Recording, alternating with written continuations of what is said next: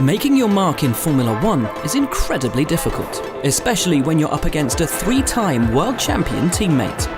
But for Mika Hakkinen, in his debut for McLaren, such issues didn't seem to faze him.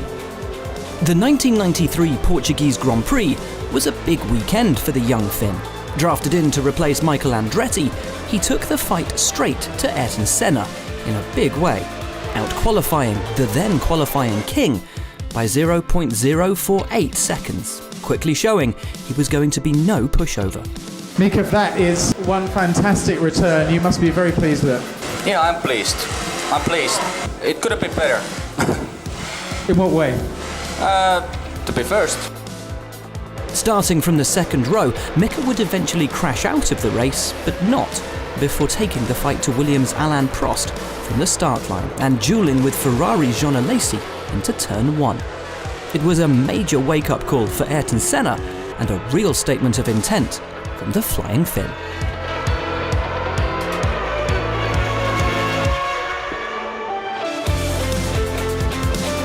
In his 6th season with McLaren and fighting for the championship for a second time, Hakkinen lined up in pole position for the 1999 Austrian Grand Prix and shot away at lights out. However, racing's capital sin loomed over him at turn 2 when teammate David Coulthard dived down the inside of the championship leader. Mika Hakkinen is off the track, nudged together with David Coulthard, and he's going to have to storm his way through the field. What came next was a drive worthy of a reigning champion. He elbowed his way through, picking off car after car, climbing up 19 places to sweep past Rubens Barrichello to come home in a thrilling third. Overtaking again other cars, racing against other drivers was again very enjoyable. It made the racing extremely interesting for me. After that race, just 2 points separated Mika from Ferrari's Eddie Irvine as the run to the end of the season kicked off. His drive demonstrating that the Finn wasn't one to give up easily. The 1991 San Marino Grand Prix was only Mika Hakkinen's third Formula One race. Dark rain clouds had gathered and rain was falling heavily as the field made their way around the circuit on their warm-up lap. So tricky were the conditions that even seasoned veterans Alain Prost and Riccardo Patrese lost control of their cars, the former taking himself out of the race. As for the young Finn, lining up in 25th position, just keeping the car on the road in the slipperiest of conditions was tough. As the sun came out and the track started to dry, driver after driver made mistakes. All the while Hakkinen kept focused and, most importantly, kept on the track. As the race came to a close, both he and teammate Julian Bailey had worked their way up into the top 10. Snatching 2 points in only his third race in Formula One under such conditions was a great achievement, albeit 3 laps down on the race leaders. It was first time for me racing in a wet condition F1. It was unbelievable. You couldn't see absolutely anything. Even to the next car in front of you have a red light, you couldn't see that. Hakkinen's second race for McLaren was perhaps more impressive than his first. Although pipped into third place in qualifying, Senna beating him by just 0.03 seconds, it would be a weekend that demonstrated the Finn's cool head and ability to see the bigger picture with an assured and faultless drive.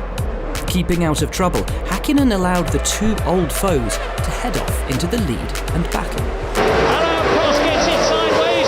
Senna is right up alongside him, and sure enough, Senna has taken the lead. Prost is second. Mika Hakkinen is third. The Finn remained focused on getting the job done for McLaren, but bringing his MP48 home in one piece wasn't enough. Despite the treacherous conditions, Mika took the first podium of his career and proved that he was a driver who could be relied upon to deliver. Yeah, it feels good. It feels really nice, you know. I wasn't pushing at all, and it wasn't point to push too hard and take risks. I think it's a very good start for him and a very good way to finish for me. As championship leader, Mika Hakkinen went into the 1998 Monaco Grand Prix with high expectations. A 3-time race winner so far that season, the Finn was flying in his McLaren MP4 13. A peerless performance saw him take pole position by 0.339 from teammate David Coulthard. On race day, he stormed off into the lead after a perfect start that he wouldn't waste. A pole to flag victory that included both the fastest lap and fastest pit stop. Not a wheel was out of place. He took victory by over 11 seconds, and a delighted Hakkinen celebrated in style after taking the second Grand Chelem of his career. Winning Monte Carlo is always a dream, always has been a dream. I think it's most of the Grand Prix drivers' victory of Monte Carlo is something very special for them, and this now happened to me, and it's just hard to believe it yet. 10 points for both himself and McLaren would help take the Finn on to his first Formula One title and help his team secure the Constructors' Trophy. Hakkinen arrived at the 1995 Australian Grand Prix in Adelaide, expecting to fight for the win, but a horrific crash in qualifying left him fighting for his life.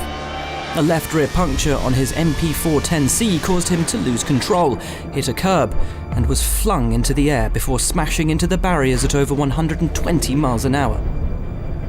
Unresponsive with a fractured skull and blocked airways, trackside medics had to perform an emergency tracheotomy to keep him alive. In a coma for a few days and in hospital for over 5 weeks, the young Finn battled to recover. This makes his return to racing at the 1996 Australian Grand Prix at Melbourne all the more impressive. Lining up on the third row of the grid, Hakkinen would go on to show he'd lost none of his talent, finishing the race in a fabulous 5th place. I didn't feel scared, or I didn't feel I want to quit or anything. I think accident like that does make you more, maybe stronger inside the end of the day. The 1998 Formula One World Drivers' Championship went down to the wire, with Mika Hakkinen and Michael Schumacher both vying for top honours. Tensions were high on Saturday when Schumacher struck the first blow, taking pole position. On race day, as the grid lined up to start, Jarno Trulli stalled, causing an aborted start. And it's go! Yellow flag, and the driver's stalled on the line, aborted start. All that tension! Amazingly, second time around, it was Michael who stalled, and he was forced to start from the back of the field. Effectively, Hakkinen now lined up in pole position. Leading into the first corner, the Finn stayed calm and looked assured. Pitting on lap 18, Hakkinen re-emerged still in first place, but Schumacher was storming up the field, having made up 18 places already. Incredibly, a puncture and the resulting bodywork damage forced Michael out of the race. Michael Schumacher's got some kind of problem. Schumacher puncture. Is that a right rear puncture? It's all happening to Michael Schumacher today. But as Mika rounded turn 2, he could see the stranded Ferrari and knew he had won. A fabulous victory meant Mika had become Finland's second Formula One world champion, and McLaren had taken their first constructors' title since 1991. The Finns' emotions were plain to see. I don't know where to start to tell my feelings. Since starting Formula One 91, it has been a fight every year. The penultimate round of the 2001 season was held at the Indianapolis Motor Speedway, a track Hakkinen rated highly, and it was one he wanted to conquer. He secured a front row start alongside his rival Michael Schumacher, but a mistake in the warm-up session left him with a damaged car and a penalty which dropped him from second to fourth on the grid. Do you feel the punishment fits the crime? Not at all. Thanks, Ron. In the race, a clever strategy battle played out at the front, with first place being traded between the leading drivers, Schumacher, Juan Pablo Montoya, and Rubens Barrichello.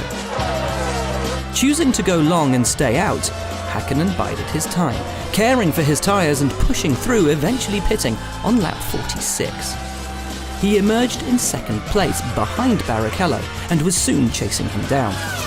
Luck was on his side when the Brazilian's V10 blew up in spectacular fashion, gifting the lead to the Finn. A jubilant Mika went on to win the race and take the final victory of his career just 2 days after his 33rd birthday.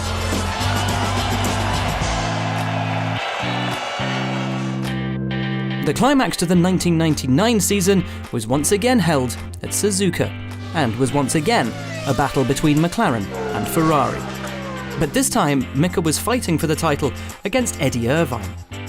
Mika needed the win to be assured of his second World Championship, and he was on magnificent form. The defending champion sprinted down to turn 1, taking control of the race immediately. Consistently lapping half a second faster than those behind him, he edged further into the lead, only ceding first place during the pit stop shuffle. The Flying Finn emerged from his final stop to romp home to victory. It was the day that Hakkinen established himself as a legend of the sport, never cracking under the immense pressure. Immediately realized I had advantage for Michael. Only what I had to do is to keep this position. Brilliant. The most iconic overtake of the Hakkinen-Schumacher rivalry came at the 2000 Belgian Grand Prix. The Finn led the championship by 2 points, having stolen a march on the German at the previous race in Hungary. A commanding drive from Hakkinen saw him leading the race by almost 10 seconds after 4 laps. But disaster struck on lap 13, when an uncharacteristic and costly spin handed Schumacher the advantage. That's Hakkinen, Mika Hakkinen running off the circuit. Michael Schumacher leads the Belgian Grand Prix. Oh, there he is, and there in the background is Mika Hakkinen. This is a terrific development. Hakkinen went off in chase, slowly reeling in his rival. Hakkinen put Schumacher under immense pressure, both brushing the limits of the challenging Spa-Francorchamps. The German was merciless, this bold defence pushing the Finn onto the grass at 300 kilometres an hour. But Mika was undeterred. With 3 laps to go, the pair were still intensely battling when they came upon backmarker Ricardo Zonta, who offered an opportunity. Steaming up through the Kemmel Straight, Michael went left and Mika shot right. Can he do it? Yes, he's done it. A brilliant move there, and Hakkinen brilliantly takes the lead. The extraordinary, breathtaking move handed the lead back to Hakkinen and proved that daring and unconventional driving was all part of the Finn's repertoire. He breezed through to the finish line to extend his championship lead over his great rival, a move that Hakkinen summed up perfectly in his post-race interview. It was a great overtaking maneuver and I loved it. I'm not sure if the Michael did.